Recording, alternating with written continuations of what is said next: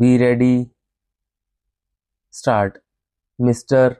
Deputy Chairman, Sir, I extend to this resolution my wholehearted support, though I wish he had extended its scope by incorporating within it two more services, but then I cannot deal with that subject now. You have assured me that the matter will be taken up on a subsequent occasion. I do not know when that subsequent occasion is likely to occur. Sir, I am grateful to the Home Minister for some kind words he has said about me in regard to my interest in this subject.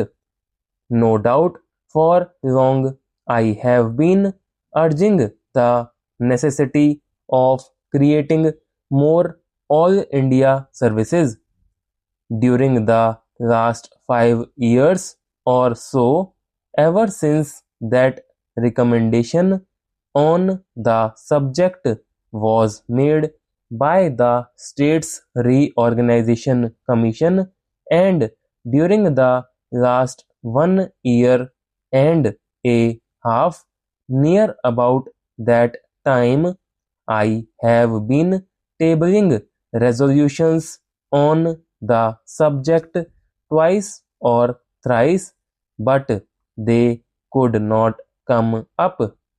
Of course, as they say, there are higher forces that govern the destiny of things, and so far as Parliament is concerned, it is the government and the undisputed sway of the chair that govern the destiny of resolutions.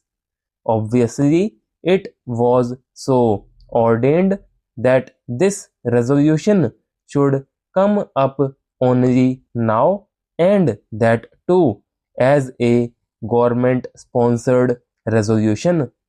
Even as it is, I welcome it most heartily and feel enthusiastic and even jubilant about it.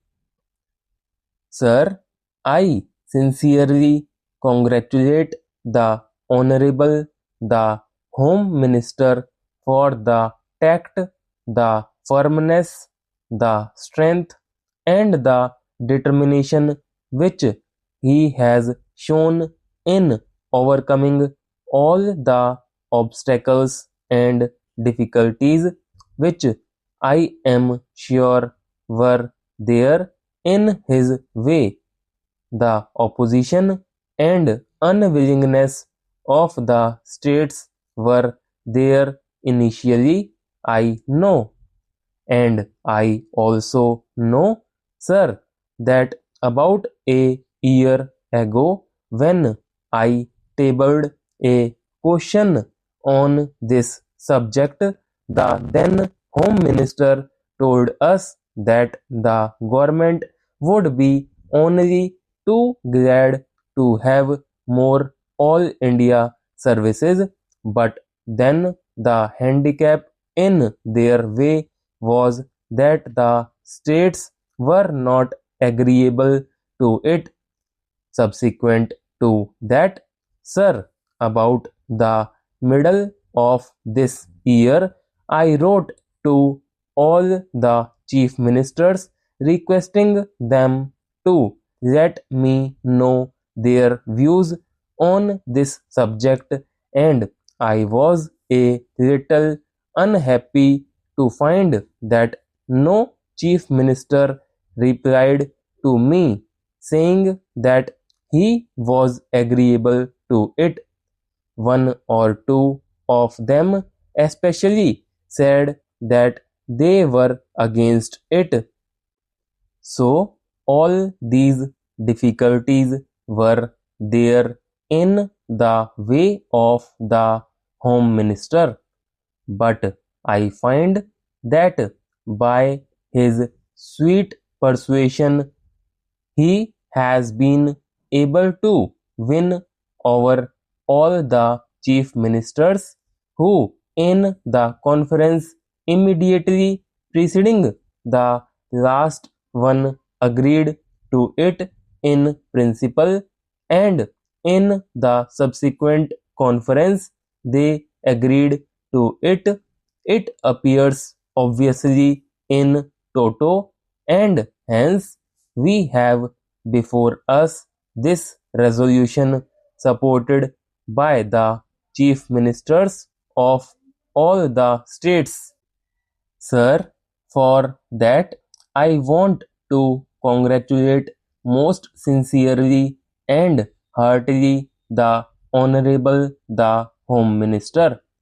Now, sir, so far as the merits of this resolution are concerned, I do not think it is necessary for me to elaborate on them, because during the last 4 years or so, ever since the publication of the report of the States Reorganization Commission, many eminent men all over the country, eminent administrators and persons who had experience of administration, including the retired Controller and Auditor General, were of the opinion that more All India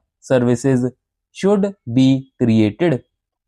Our Honorable the Prime Minister, as also our Vice President, have on more than one occasion expressed themselves definitely in favor of having more All India services.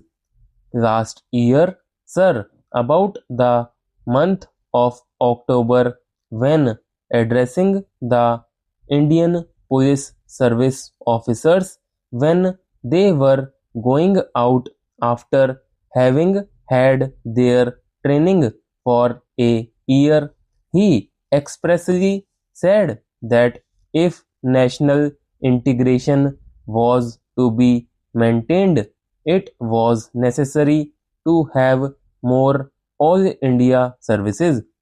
That being so, I think there is not much need for us to emphasize the necessity and the utility for having more All India services. Sir, in the interest of efficiency and also in the interest of integrity, it is absolutely necessary that we should have these three All India services as also some others. The major problem these days before us is that successful implementation of the development programs has to be carried through. It is not enough that we should have big schemes. It is not enough that we should allocate large sums for the implementation of those schemes, but it is necessary that we should have competent personnel to effectively implement our schemes, so that in a short time we may be able to carry forward our country to economic prosperity all round.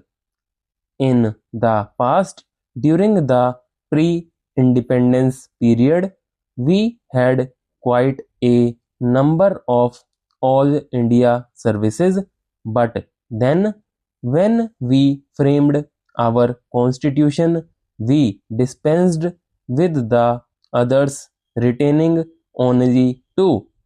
It appears to me that necessity has now arisen for reorganization of the All India services and to have more All India services.